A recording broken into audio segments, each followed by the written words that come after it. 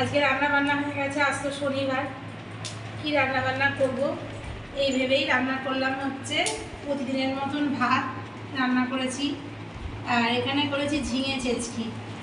কত ঝিঙে কেটেছিলাম, এক কড়াই, শুকিয়ে কয়টুকু হয়ে গেছে।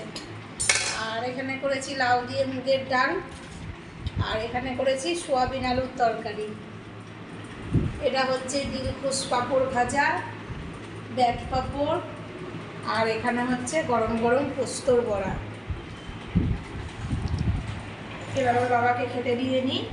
খাওয়া নিয়ে ঝামেলা, কেউ বলে সোয়াবিন খাবো, কেউ বলে সোয়াবিন খাবো না। ওর বাবা সোয়াবিন পছন্দ করে না, ছেলে পছন্দ করে। তা যাই হোক, ছেলে আজকে জিতে গেছে, আজকে সোয়াবিনই হয়েছে।